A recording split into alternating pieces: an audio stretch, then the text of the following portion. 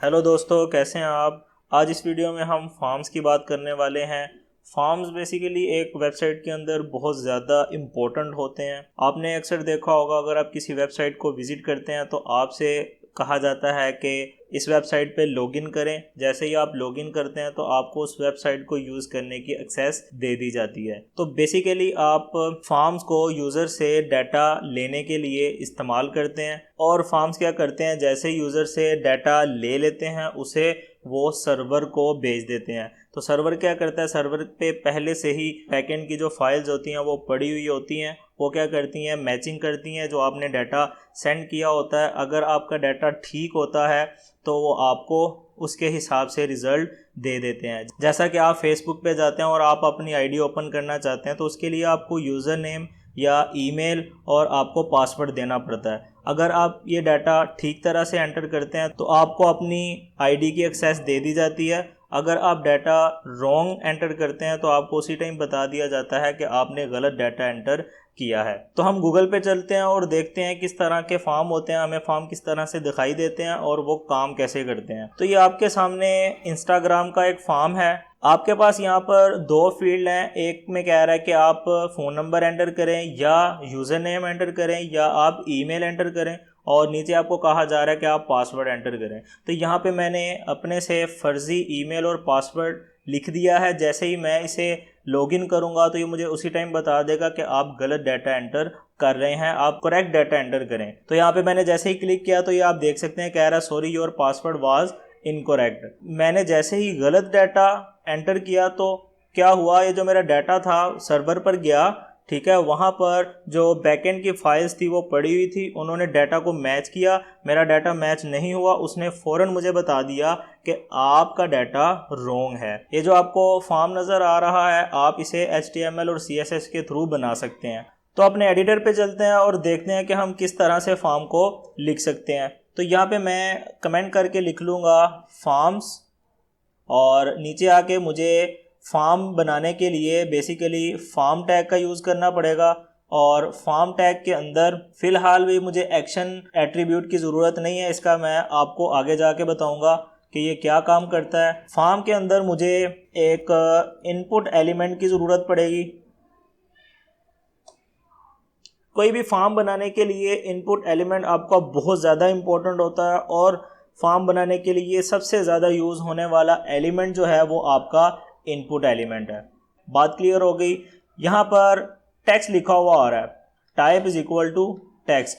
ये जो मैंने आपको अभी फॉर्म दिखाया था इंस्टाग्राम का, वहाँ पे आपको दो फील्ड नज़र आ रही थी जहाँ पे वो ईमेल और पासवर्ड मांग रहा था। अगर एक लाइन का टेक्स्ट अगर मैं यूज़र से लेना चाहता हूँ तो उसके लिए मुझे type is equal to text लिखना पड़ेगा। तो इसे हम ओपन विद लाइव सर्वर करते हैं और चेक करते हैं हमारी आउटपुट क्या आती है। तो ये आप देख सकते हैं कि मेरे पास एक टेक्स्ट फील्ड आ चुकी है। इसे मैं थोड़ा जूम कर लेता हूँ तो आपको नज़र आ रहा होगा अब, ठीक है। जैसे ही आप input type is equal to text लिखेंगे तो आपके पास एक इनपुट फील्ड आ जाएगी। इनपुट फील्ड के अंदर आपको कुछ एट्रीब्यूट और डालने पड़ते हैं जो कि बहुत ज़्यादा इंपॉर्टेंट होते हैं। फर्स्ट वन है आईडी। आपको आईडी देनी पड़ेगी इस एलिमेंट के लिए।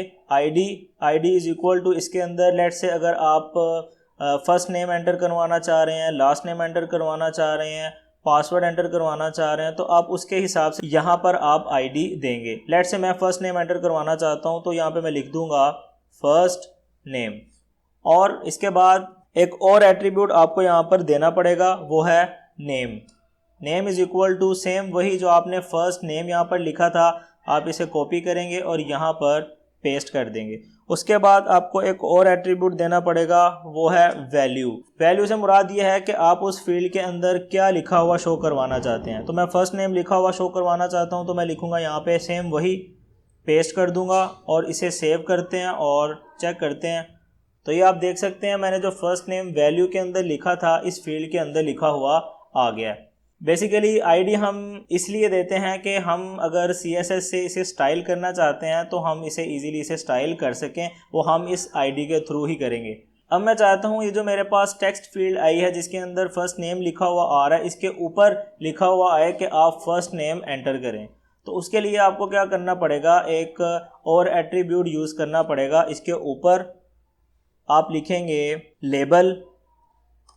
लेबल एट्रीब्यूट और फॉर में सेम वही जो आपने यहाँ पे फर्स्ट नेम दिया था आईडी और वैल्यू को सेम वही आप कॉपी करेंगे और यहाँ पर पेस्ट कर देंगे। ठीक है, तो मैं उस बॉक्स के ऊपर उस फील्ड के ऊपर लिखना चाहता हूँ फर्स्ट नेम, तो यहाँ पर मुझे वो लिखना पड़ेगा फर्स्ट नेम।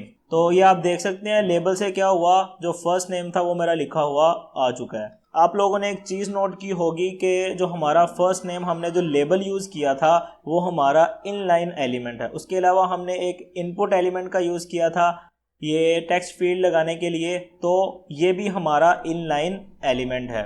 अगर आप चाहते हैं कि फर्स्ट नेम ऊपर लिखा हुआ आए तो उसके लिए आपको यहाँ पर BR टैग का यूज़ करना पड़ेगा।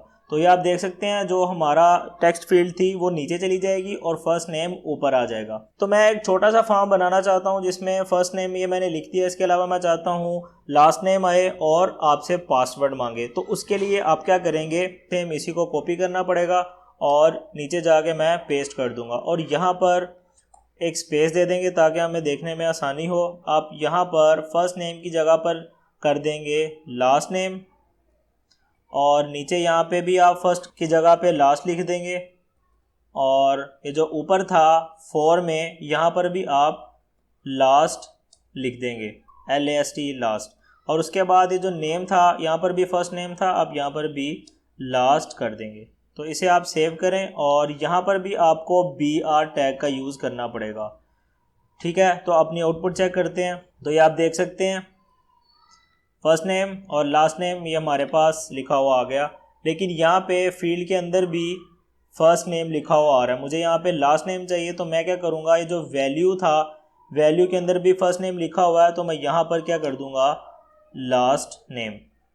ठीक है, तो ये जो फर्स्ट नेम लिखा हुआ आ रहा था ये हमारा ठीक हो चुका है। तो यहाँ पर हमने लेबल और टेक्स्ट फील्ड का यूज़ किया था, तो मैं यहाँ पर कमेंट करके लिख लूँगा label plus text field FIELD। अब हम बात करेंगे रेडियो बटन की। तो पहले यहाँ पे मैं कमेंट करके लिख लूँगा radio button. Radio button basically अगर आपने किसी वेबसाइट के ऊपर ऑनलाइन टेस्ट दिया होगा, आपने MCQ सोल्व किए होंगे, तो आपके पास वहाँ पर हर MCQs में 3 to 4 आपके पास ऑप्शंस होती हैं। तो आपने उन MCQs में से कोई एक MCQs टिक करना होता है। इस तरह के काम के लिए हम क्या करते हैं, रेडियो बटन का यूज़ करते हैं। तो यहाँ पर फिर से हम फॉर्म टैग लेंगे। फॉर्म टैग के अंदर हमें भी एक्शन एट्रीब्यूट की ज़रूरत नहीं है, तो हम इसे कट कर देंगे और फॉर्म के अंदर हम फिर से जो ऊपर हमने इनपुट टैग का यूज़ किया था हम फिर से वही टैग यूज़ करेंगे इनपुट, और इसके अंदर मैं यूज़ करूँगा सेम वही जो हमने ID नेम और वैल्यू एट्रीब्यूट यूज़ किया था, सेम वही यूज़ करेंगे ID। तो ID में लेट्स से मैं MCQs टाइप बनाना चाहता हूँ। मेरे पास 3 लैंग्वेजेस हैं HTML CSS और जावास्क्रिप्ट, तो मैं इनमें से कोई एक सिलेक्ट करना चाहता हूँ। तो इनके लिए हम क्या करेंगे, ID में मैं पहले HTML लिखना चाहता हूँ, तो यहाँ पे मैं इसे ID दे दूँगा HTML, और नेम के अंदर मैं क्या करूँगा, तीनों जो हम इनपुट लगाएंगे HTML CSS और जावास्क्रिप्ट, तो तीनों का जो नेम होगा वो सेम हो सकता है। तो यहाँ पर मैं लिख दूँगा नेम के अंदर लैंग्वेज, और फिर उसके बाद वैल्यू देनी पड़ेगी हमें, तो वैल्यू में मैं लिख दूंगा HTML। अब बेसिकली हम रेडियो बटन का यूज़ करना चाहते हैं, तो ये जो हमने इनपुट में टाइप दी थी यहाँ पे टेक्स्ट की जगह पे हमें लिखना पड़ेगा रेडियो RADIO।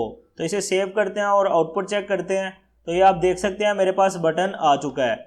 यहाँ पर मैं इस बटन के साथ, इस सर्कल के साथ मैं लिखना चाहता हूँ कि HTML लिखा हुआ आए। तो उसके लिए आपको पता है कि आपने ऊपर भी लेबल टैग का यूज़ किया था, तो सेम हम लेबल टैग यहाँ भी यूज़ करेंगे। तो फॉर के अंदर मैं लिख दूंगा HTML, जो मैंने इनपुट में ऊपर ID के अंदर HTML लिखा था, ID को जो मैंने वैल्यू दी थी सेम वैल्यू मैं यहाँ पर भी फॉर के अंदर भी दे दूंगा। तो मैं यहाँ पे लिखना चाह रहा था HTML, तो यहाँ पर मैं HTML लिख दूंगा। अब जो मेरा रेडियो बटन था उसके साथ HTML लिखा हुआ आ चुका है। तो सेम काम मैं CSS के लिए भी करना चाहता हूँ और जावास्क्रिप्ट के लिए भी करना चाहता हूँ। तो मैं इसे कॉपी करूँगा और नीचे 2 टाइम्स पेस्ट कर दूंगा।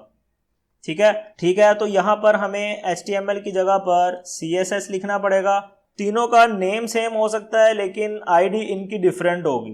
ID कभी भी एक से ज़्यादा एलिमेंट की सेम नहीं हो सकती। तो आप क्या करेंगे, यहाँ पर भी आप CSS लिख देंगे, उसके बाद और यहाँ पर भी आप CSS लिख देंगे और यहाँ पर for के अंदर आप CSS लिख देंगे और बाकी हमारी चीज़ें ठीक है। और मुझे चाहिए था जावास्क्रिप्ट, तो यहाँ पर मैं लिख दूँगा जावास्क्रिप्ट और यहाँ पर हम JS भी लिख सकते हैं, जावास्क्रिप्ट भी लिख सकते हैं, तो हम जावास्क्रिप्ट लिख देंगे और ये जो HTML है यहाँ पर भी हम जावास्क्रिप्ट लिख देंगे और ये जो HTML जो वैल्यू एट्रीब्यूट के अंदर HTML लिखा हुआ है यहाँ पर भी हम जावास्क्रिप्ट लिख देंगे और ये जो स्क्रिप्ट का S है ये हम कैपिटल कर देंगे, ठीक है। या इस सारे को भी हम कैपिटल में लिख सकते हैं और इस तरह से भी लिख सकते हैं। तो अब हम अपनी आउटपुट चेक करते हैं, तो ये आप देख सकते हैं हमारे पास उसी तरह से 3 MCQs टाइप रेडियो बटन आ चुके हैं। इनमें से हम कोई भी एक सिलेक्ट कर सकते हैं। तो याद रखें, जब भी आपने एक चीज़ कोई सिलेक्ट करनी होगी मल्टीपल ऑप्शन में से, ठीक है, आपके पास काफ़ी ज़्यादा ऑप्शंस हैं, मैंने तो यहाँ पे 3 ली हैं, आप जितनी मर्जी आप अपनी रिक्वायरमेंट के हिसाब से ले सकते हैं। तो उन सब में से अगर आप कोई एक चूज़ करना चाहते हैं तो उसके लिए आप रेडियो का यूज़ करेंगे। अब हम बात करते हैं चेक बॉक्स की, तो यहाँ पर हम लिख लेंगे कमेंट करके चेक बॉक्स, ठीक है। चेक बॉक्स बेसिकली ये जो आपने ऊपर रेडियो बटन यूज़ किया है इसमें आप मल्टीपल ऑप्शन में से एक ऑप्शन सेलेक्ट कर सकते थे। अगर आप एक से ज़्यादा ऑप्शन सेलेक्ट करना चाहते हैं तो आप चेक बॉक्स का यूज़ करेंगे। तो मैं क्या करूँगा, इस सारे फॉर्म को जो मैंने रेडियो बटन में लिखा था इसे कॉपी करूँगा और यहाँ पर नीचे पेस्ट कर दूँगा। तो ये जो यहाँ पर आपको रेडियो नज़र आ रहा है इनपुट फील्ड के अंदर, आप यहाँ पर लिख देंगे चेक बॉक्स। सेम उसी तरह से आप सेकंड इनपुट एलिमेंट के लिए भी यही करेंगे, चेक बॉक्स लिख देंगे यहाँ पर, और थर्ड के लिए भी आप यही करेंगे, यहाँ पर चेक बॉक्स लिख देंगे। अब हम अपनी आउटपुट चेक करते हैं, तो ये आप देख सकते हैं आप एक से ज़्यादा ऑप्शंस सेलेक्ट कर सकते हैं। यहाँ पर 3 ऑप्शंस थी, आप तीनों की तीनों सेलेक्ट कर सकते हैं। अगर आप 2 करना चाहें तो 2 सेलेक्ट कर सकते हैं, 1 करना चाहें 1 सेलेक्ट कर सकते हैं। अब यहाँ पर हमारा जो रेडियो बटन है ये सारे मिक्सअप हो रहे हैं, तो हम क्या करते हैं, इनको ये जो रेडियो बटन है इसे भी एक हेडिंग दे देंगे। इसे मैं H2 हेडिंग दे दूंगा और यहाँ पर लिख दूंगा रेडियो बटन, रेडियो बटन। इसे मैं कॉपी करता हूँ और नीचे चेक बॉक्स के लिए भी जाके यहाँ पर पेस्ट कर दूंगा, ठीक है। और यहाँ पर लिख दूंगा चेक बॉक्स, चेक बॉक्स, ठीक है। तो इसे कंट्रोल S करते हैं और अपने आउटपुट चेक करते हैं। हमारा जो रेडियो बटन था वो अलग हो चुका है और चेक बॉक्स अलग हो चुका है। उम्मीद है आपको रेडियो बटन और चेक बॉक्स में डिफरेंस समझ आ गया होगा। ये जो इनपुट एलिमेंट है ये बहुत ज़्यादा फॉर्म के अंदर यूज़ किया जाता है। ये जो आपकी टाइप है इस पे डिपेंड करता है कि आप रेडियो बटन लगाना चाह रहे हैं, आप टेक्स्ट फील्ड लगाना चाह रहे हैं, आप टेक्स्ट एरिया लगाना चाह रहे हैं, आप जो भी चीज़ लगाना चाहते हैं ये इस टाइप एट्रीब्यूट के ऊपर डिपेंड करता है। हमने फॉर्म तो बना लिया, अब हम अपने फॉर्म को सबमिट करना चाहते हैं। तो सबमिट करने के लिए हम क्या करेंगे, इनपुट एलिमेंट का यूज़ करेंगे। तो यहाँ पर मैं लिखूँगा इनपुट और टेक्स्ट की जगह पे लिखूँगा सबमिट, SUBMIT। उसके बाद यहाँ पर मुझे वैल्यू देना पड़ेगी और वैल्यू के अंदर मैं लिखूँगा सबमिट। यहाँ पर मैं S कैपिटल यूज़ करूँगा। अब हम अपनी आउटपुट चेक करते हैं तो हमारे पास एक सबमिट बटन आ जाएगा। तो सबमिट बटन का काम क्या होगा, बेसिकली आपने जो डाटा फिल किया होगा उसे सर्वर को भेजने के लिए सबमिट बटन का यूज़ किया जाएगा। बेसिकली जो आपने डाटा एंटर किया होगा फॉर्म के अंदर उसे सर्वर तक भेजने के लिए हम सबमिट बटन का यूज़ करेंगे। लेकिन प्रोसेसिंग के लिए जो फाइल सर्वर पर अवेलेबल होगी, पहले से मौजूद होगी, जो हमारे डाटा के ऊपर प्रोसेसिंग करेगी, उसके लिए हमें यहाँ पर लिखना पड़ेगा एक्शन और इसके अंदर हमें उस फाइल का पाथ देना पड़ेगा, ठीक है। वो एक PHP फाइल होगी, यानी कि जो बैकएंड के लिए लैंग्वेज यूज़ होती है उसमें बनी हुई एक फ़ाइल होगी जो कि सर्वर के ऊपर पहले से अवेलेबल होगी। जैसे ही हम यहाँ से अपना डाटा, अपना फॉर्म सबमिट करेंगे तो वो क्या करेगा, हमारे डाटा के ऊपर प्रोसेसिंग करेगा और हमें आउटपुट में रिज़ल्ट दे देगा, ठीक है। तो यहाँ पर मैं लिखूँगा उस फाइल का पाथ। अभी हमने कोई PHP फाइल नहीं बनाई हुई, तो हम क्या करेंगे, यहाँ पर रैंडम फाइल का नेम खुद से दे देंगे। तो उसके लिए हम लिखेंगे एक्शन, ठीक है, और अंडरस्कोर page.php। तो इसे सेव करते हैं और अपने आउटपुट चेक करते हैं। यहाँ पर अगर मैं सबमिट पर क्लिक करता हूँ तो ये देख सकते हैं आप can not gate action page dot PHP। ठीक है, ये इसलिए है कि हमने कोई सर्वर के ऊपर PHP फाइल अपलोड नहीं की हुई। तो ये जो फाइल होती हैं सर्वर पर पहले से, उनको हम फाइल हैंडलर कहते हैं। तो जो भी हम फॉर्म सबमिट करते हैं, जो भी हम डाटा सेंड करते हैं, तो ये जो फाइल हैंडलर होता है, ये जो फाइल पहले से सर्वर पर होती है, ये क्या करता है, हमारे डाटा के ऊपर प्रोसेसिंग करता है। जैसे मिसाल के तौर पर हमने वीडियो के स्टार्ट पर इंस्टाग्राम वेबसाइट पर गए थे और वहाँ पर हमने फॉर्म फिल किया था, तो हम रॉन्ग ईमेल और पासवर्ड दे रहे थे, तो वो क्या कर रहा था, हमें कह रहा था जी आपने गलत डाटा एंटर किया है। तो ये सारा काम कौन कर रहा है, ये जो फॉर्म हैंडलर की फाइल है ये सारा काम कर रही थी। आज की वीडियो में बस इतना ही, मिलते हैं नेक्स्ट वीडियो में, तब तक के लिए अल्लाह हाफिज़।